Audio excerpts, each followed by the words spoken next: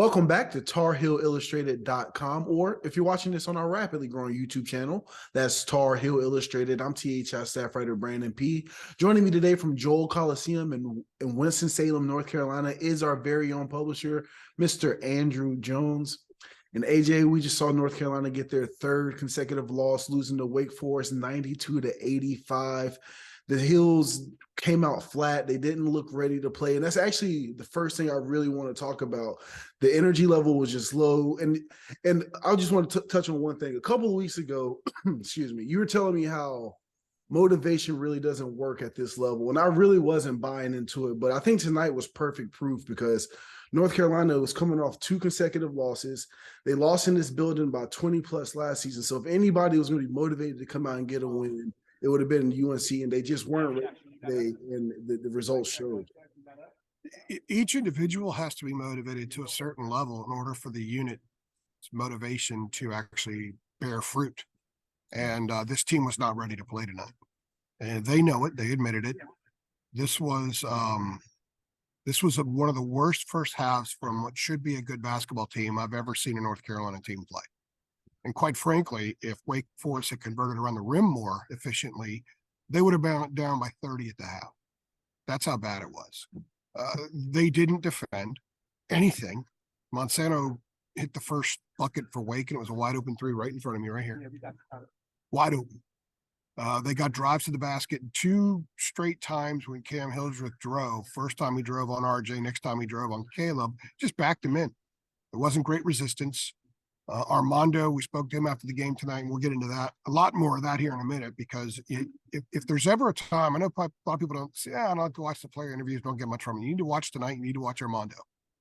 Because if you want to know all the things you're probably thinking about this team, they were addressed with Armando, and you're probably going to say, oh, I thought so, because quite frankly, it's a mess right now. So even Armando said he didn't play well in the first half, and he didn't. He didn't play well. He had a couple buckets. He had some rebounds, and then the stretch really didn't. And Wake had a 19-4 run. It was 5-5. And pardon me for sweating. I'm under these beaming lights here, so it's one of those nights. Wake had a 19-4 run in which they hit 2 threes, 2 dunks, 3 layups, and a regular jumper. Everything was at will. The layups were lobs. Or the dunks, rather, were lobs.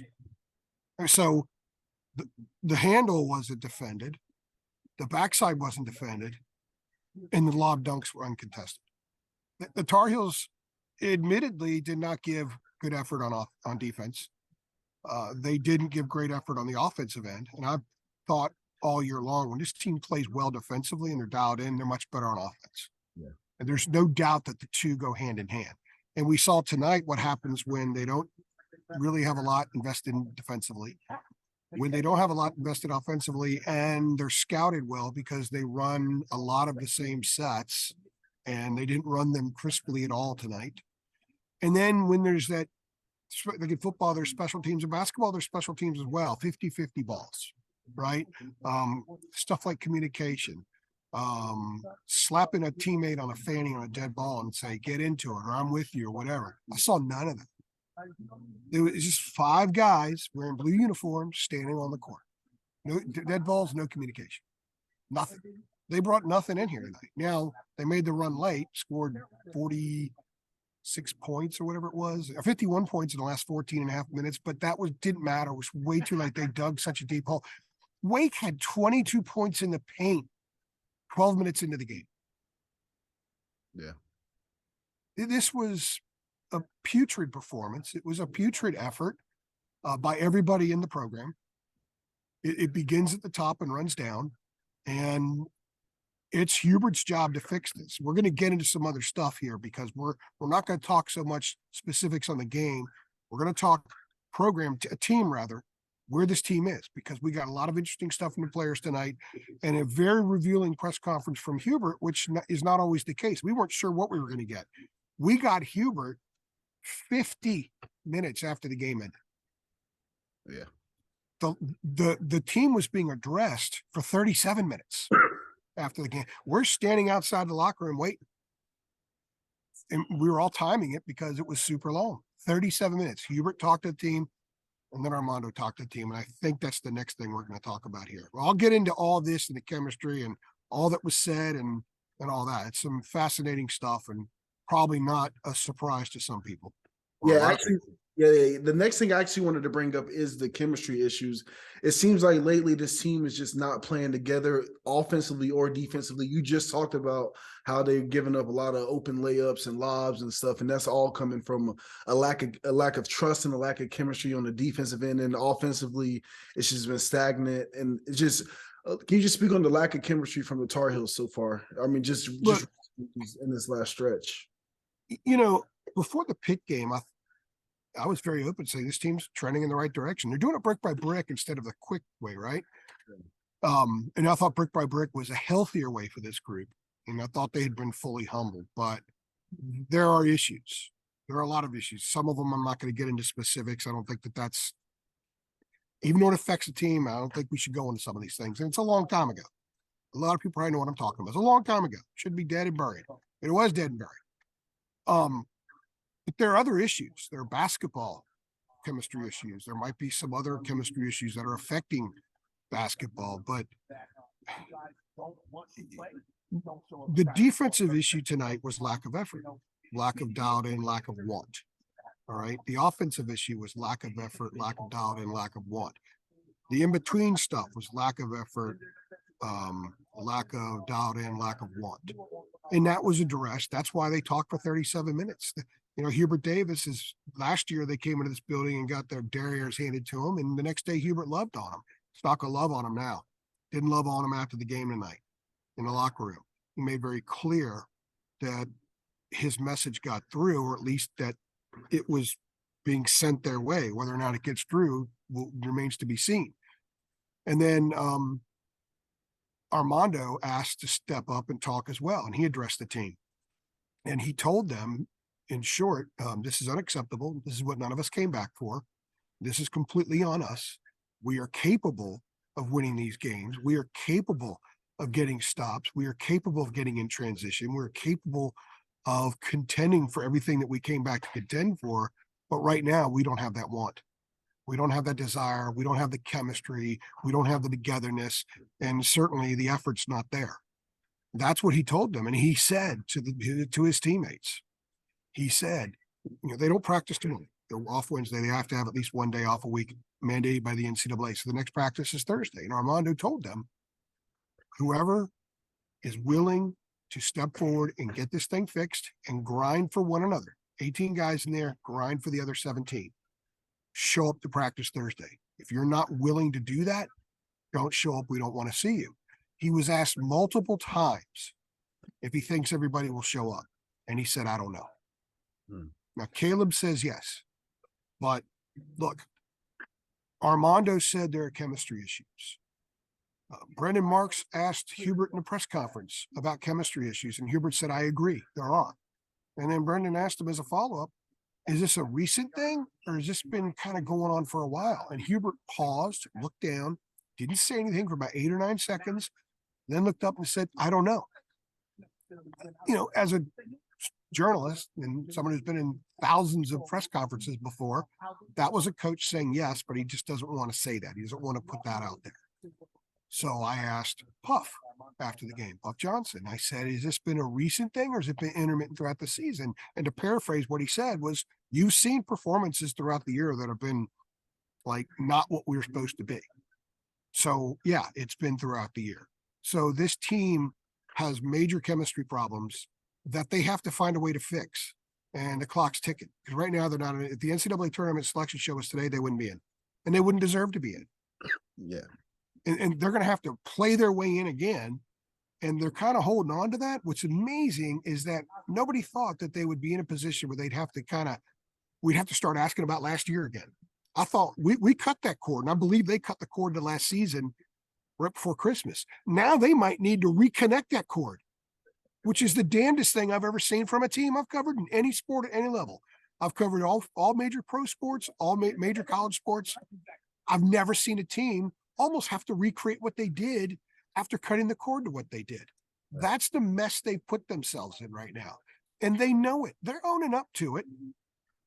You know, the first stage of recovery is admittance, right? Acknowledgement. So I think acknowledgement is there. I think it was somewhat real tonight, but we're not going to know until they get out and not play one really good game or two. This team has to go on a run. They have to. They have no choice. They put themselves in a situation where they have to win like 5 or 6 of the remaining games and win a couple in Greensboro, maybe. Yeah. But that's not even. I don't think, and Armando wouldn't even talk about that. That's not even on the radar for him. This is where his leadership needs to be tested. Remember after Pittsburgh, we walked in the locker room and the locker room's kind of like this, right? And Armando's sitting like on some table, you get taped. You sit on the table, you get taped for a game or something like that. The rest of the team's in the locker room there. And he's speaking to the 3 of us that covered the game that were in Pittsburgh. And he spoke loudly enough for everybody in the locker room to hear.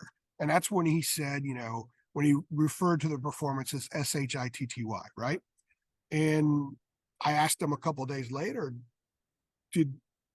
were you speaking to the guys at that moment loud enough, or were you speaking to them through us knowing that they read certain media outlets? And he said both. So what he said tonight was in that room, and then he brought it out of the room and told us everything that was said.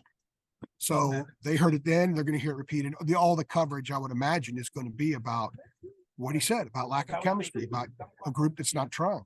And we'll see how much sway his leadership efforts have, not with Clemson and probably not with Miami.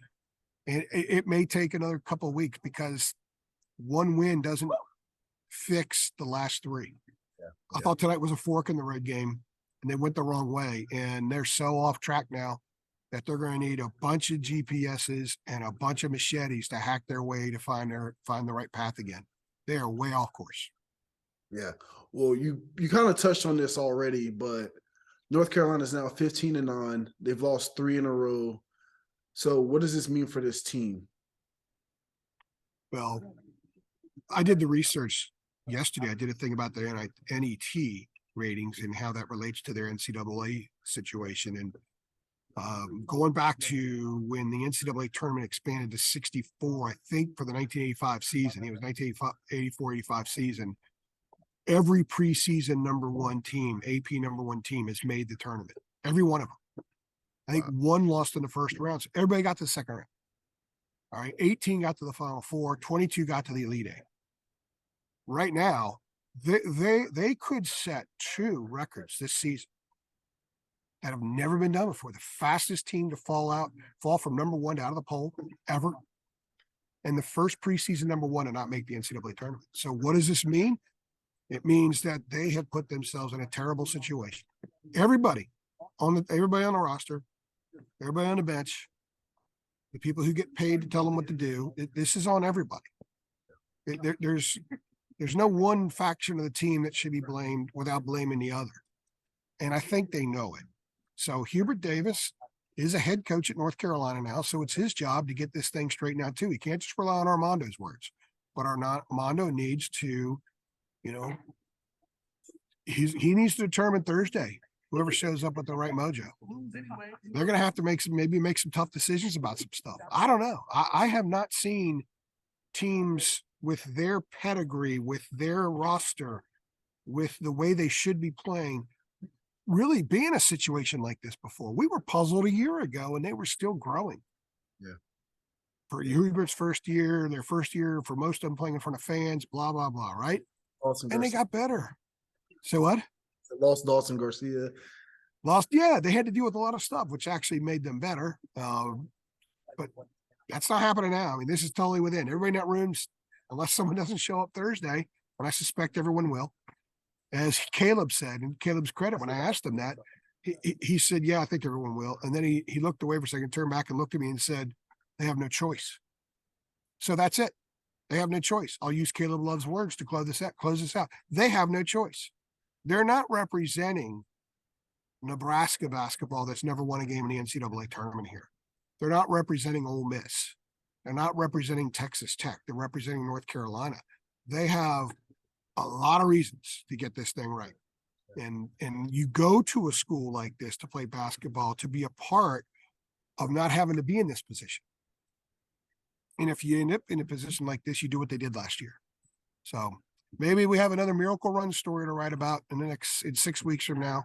But right now, they look much further away from being that team than they did when they got punked at home by Pittsburgh last year.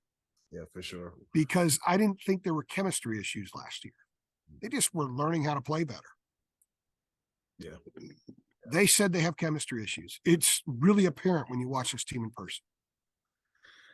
Yeah, and I don't know how you change that this late in the season, but we'll see what they can do. But AJ, It's on them. Yeah. It's on them. So let's see what happens. There's always something interesting about this team, and who the heck knows where this narrative is going to go. It's going to be fascinating to watch this play out. Yeah. Well, I think that's a good place to stop. Again, North Carolina with a 92-85 loss to Wake Forest. The Tar Heels will be back in action on Saturday against Clemson, and we'll be here for your post-game coverage. This is Tar Heel Illustrated. I've been Brandon P. He's been Andrew Jones. Thank you for watching. Thanks.